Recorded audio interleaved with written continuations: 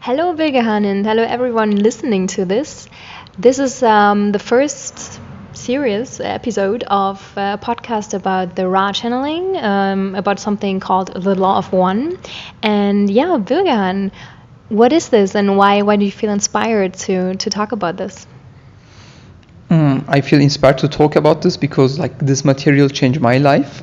Before reading that material, I was this student who was kind of successful at university. I was enjoying parties and the company of others, and I was not really,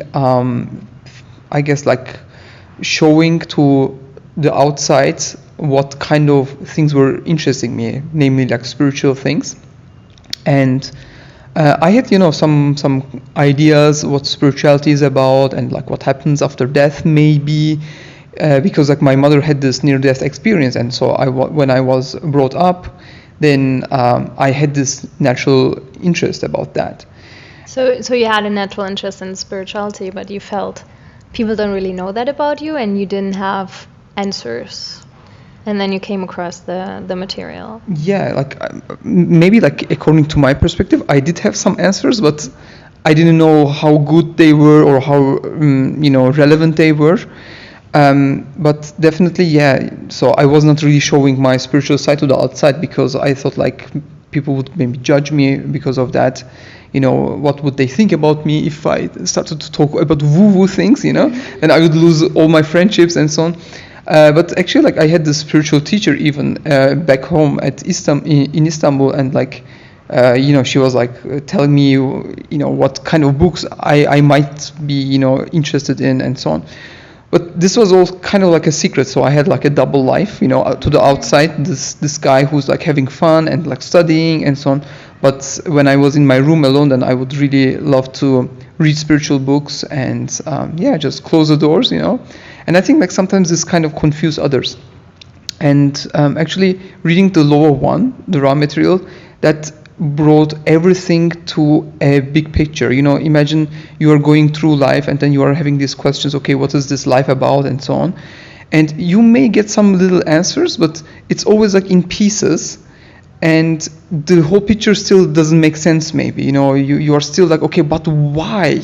Why is it so that the world is in this situation right now? Or what is the meaning of life? You don't really know the answer. And reading the Law of One, it gave me a much broader perspective that really shook my whole life. And actually, after having read that, then I couldn't go back to that old life I was having. Yeah, I think a lot of people out there can relate that once being seekers on the journey to answers, we find a book or a movie or a person who really sparks that change in us, that we feel, wow, reading this or knowing this now, my life is different. And so this Ra material, how you call it, did that for you. Can you shine some light on Ra and Law of One? It sounds like if people don't know it, what is it? What's behind it? Can you explain it in a very simple way? Yeah, so before I go into explanation, maybe I would like to invite people to be open-minded about this, because there is a lot of spiritual woo-woo out there that really I don't know, I don't really resonate with them. Maybe some people do, and and I'm I guess afraid that people will take it the wrong way and think okay, what the heck is this? This is so stupid. You're back in university. Yeah. I'm not sure what people will think. yeah, and I don't know, people believe in all sorts of things, and I think I don't want to sound like too much of a woo-woo person, because I consider myself to be also a very grounded person at the same time. And woo-woo for you is esoteric. Yeah, kind of very, very much out there. Scam, conspiracy and so on. And But so your question was about Ra and why that name and why Law of One. What is it about? Yeah, what is it about? So it's about three people doing a channeling work, and channeling means tapping into information that is not directly available to us in this physical world.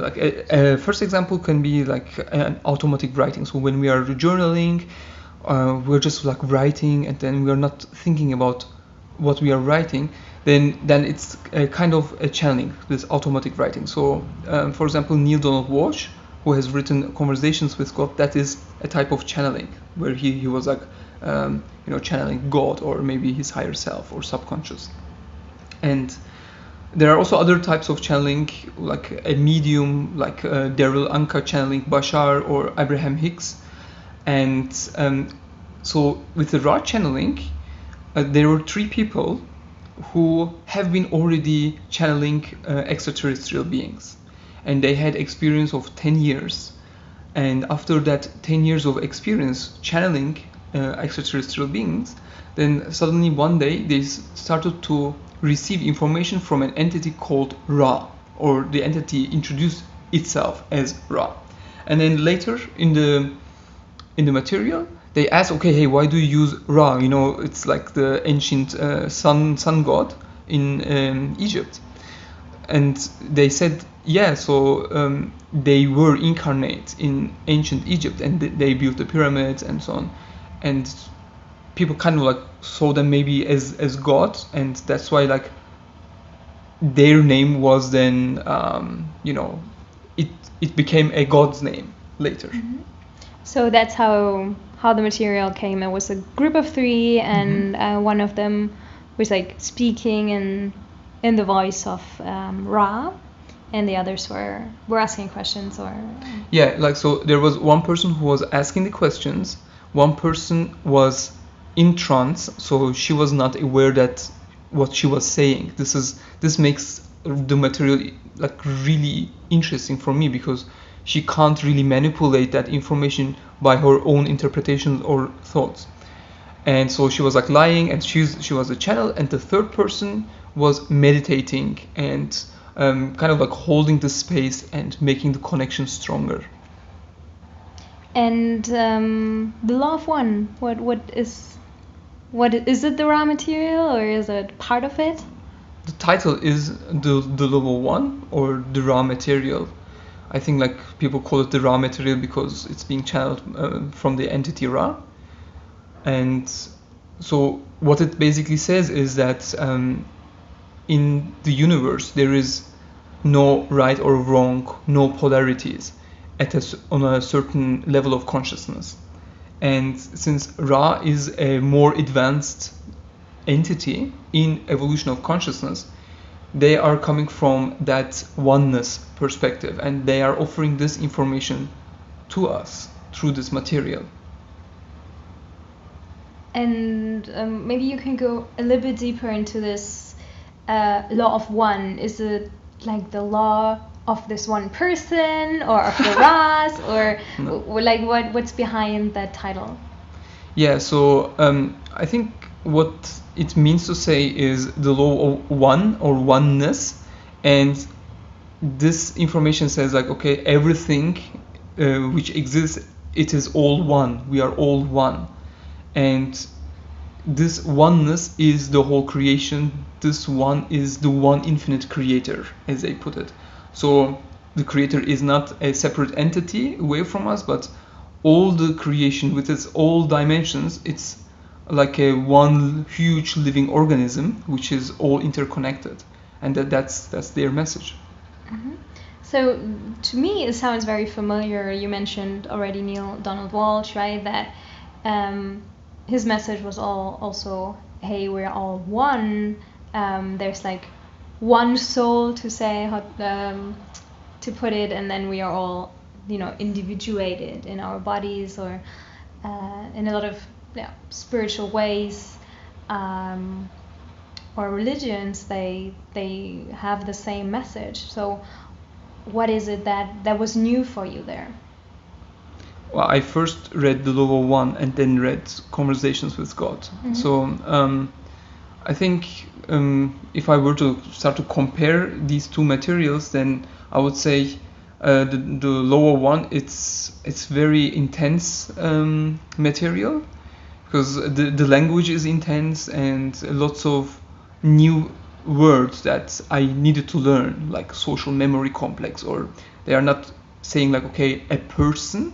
Instead, they say mind, body, spirit complex, mm-hmm. which is pretty cool.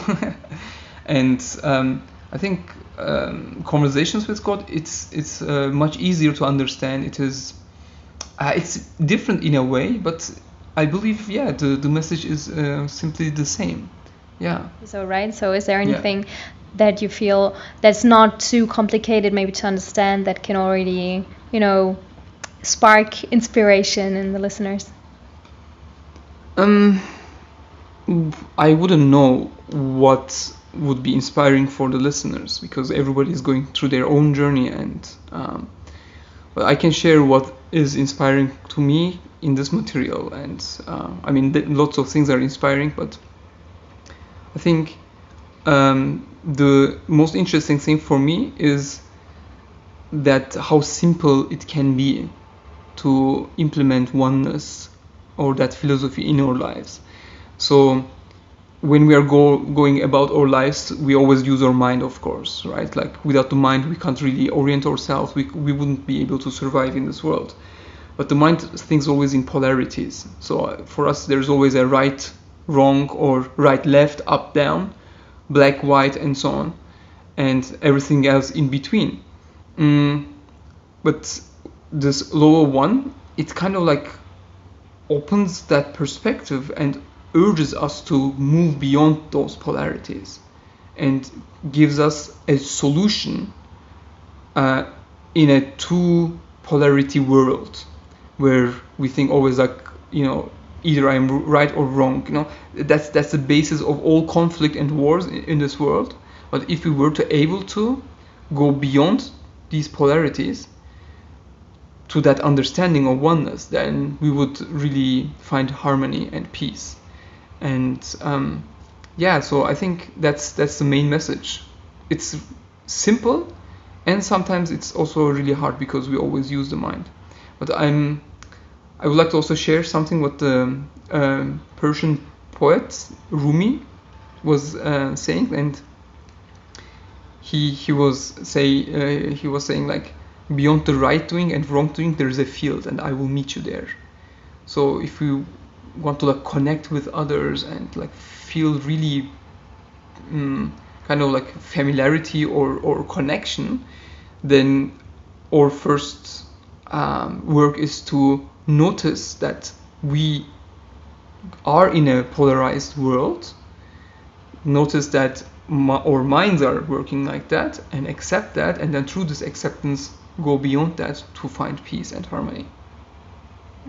Beautifully put. So what I get from that is that we do live like in a world that is full of polarities. There's a right, there's a wrong. Our mind thinks in good and bad, and evil guys and good guys, and but this law of law of oneness says actually is all the same. It's all good. Well, and yeah. No. It doesn't say it is good, but it is. Yeah, it is. it is just. It is. Yeah. And it needs to be that way, and we shouldn't judge it. Well, they don't say that it should be like this, but they just put a perspective to this. They don't judge that that dimension where there is polarity. They basically say it is just a phase of evolution of consciousness, and once we go through our own journey, we will learn that everything is one eventually.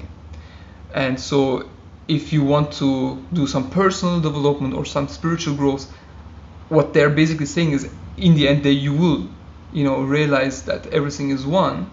And so if you're so keen to work on yourself and you want to like expand your consciousness, then why not take the shortcut here? So this material provides shortcuts for us to reach higher consciousness. Maybe. I mean, if a person is looking for a shortcut, and if the person really resonates with this information, they will definitely find this information. And you mentioned something interesting. You said the journey of consciousness, and is that something that is described in the material, that there are like different stages and how we go from one to the other? Yeah. They are talking about different densities of consciousness. And densities are like dimensions, and what they say is like there are 8 densities. Actually, the 8th one, the very, very last one, so when the journey of consciousness is complete, then a new cycle also starts. And what they say is right now the world, like so planet Earth, has moved from third density to fourth density.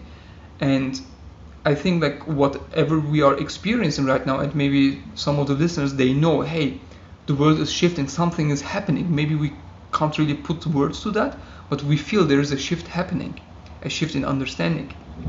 And many like spiritual books or practices, philosophies are talking about this shift that's about to happen, right? Yeah, they are talking about the new age and so on. And basically Ra kind of confirms that. It says like, okay, so the world is moving or has moved already from third density planet to fourth density, which means like a new type of understanding is emerging, and there's no stopping of that. So we as people, we just need to kind of like adjust to that. And apparently like if we don't adjust to that, then of course our journey will continue, but it will be on a different planet.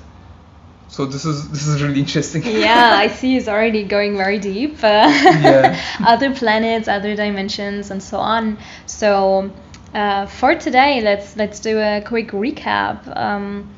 We just quickly introduced the channeling, the material, Ra or Law of One, and already have like first insights that it's about the evolution of consciousness, and also ways how we can go about that evolution. And there seems to be a whole universe, a whole like concept, philosophy behind it, in which we will go deeper and deeper in each episode. And for now, I think that was a good start. So is there anything you want to close with? No, I think it is fine. I would just ask the listeners to be patient, because in a couple of minutes it's very difficult to explain all these things or talk about these things. But it was a very simple overview, and just stay tuned for more.